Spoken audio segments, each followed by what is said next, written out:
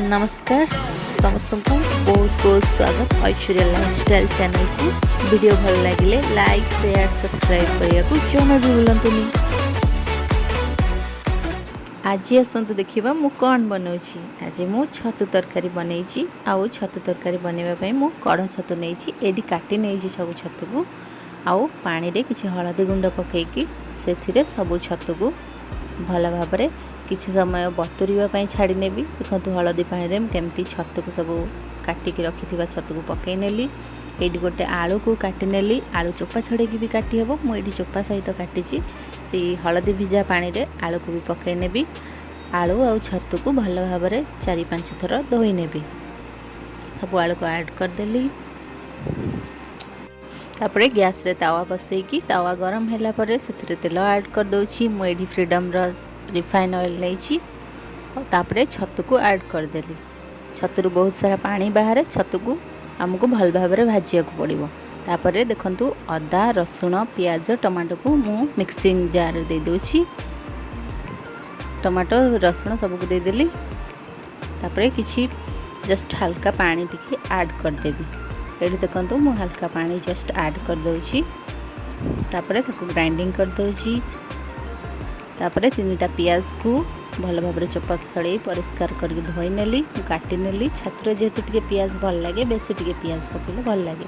एबे मु पैन गरम करके सेतिरे तेल ऐड कर दोछि। तेल हल्का गरम होला परे सेतिरे काटी रखिथिबा प्याज को ऐड कर दोछि। प्याज को ऐड करके भल भाव भाजी नउछि। तेल सहित भल भाव मिक्स करके प्याज को भाजी नउछि। प्याज पाखापाखि हे आसलानी। ये देखंतु प्याज गोल्डन ब्राउन कलर रही जाइछि। सेठी मु ग्राइंडिंग करथिबा मसला को दे दोछि और भल भाव मिक्स कर नउछि प्याज सहित। तापरे लंका गुंड ऐड कर दोछि। हळदी गुंड एवं स्वाद अनुसार लूण ऐड कर दोछि। सबको मिक्स कर दोछि। भल भाव मिक्स करनी भल से कषिबी। एपटे देखंतु मु छतु आ गोटे पैन रे एपटे भाजुथली। छतुर पानी सब सुखीगलानी। आपको भल भाव आउ टिके भाजी नेबी। छतु जेते भाजिकी भल भाव कले टेस्ट भल आसଥାଏ। ए देखंतु मसला को भल भाव कषिबा। तापरे मु एठी करी पाउडर ऐड कर दोछि। करी पाउडर ऐड करके ताको भल भाव मिक्स कर नउछि।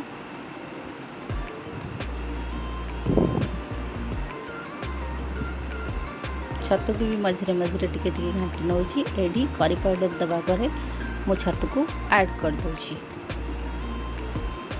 छतु को ऐड करके मसला सहित भल भाव मिक्स कर नउछि।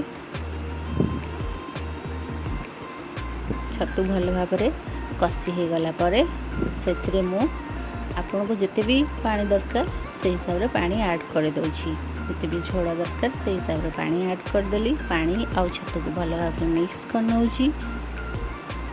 एठी छतु फुटी आसिलानी। सेठी मेथी पत्र ऐड कर दोछि। मेथी पत्र को भल भाव करी सहित मिक्स कर नउछि। तापरे गरम मसला ऐड करिकी गैस रो फ्लेम को ऑफ कर दोछि। एबे हमर रेडी हे गला छतु तरकारी। देखंतु केते सुंदर देखा जाउछि। खाइबा को भी बहुत टेस्टी है। आपन को जदि मु बनैथिबा रेसिपीटी भल लागि थाए ताहले लाइक शेयर सब्सक्राइब करिया को जमा भी भूलंतुनी। रहिली।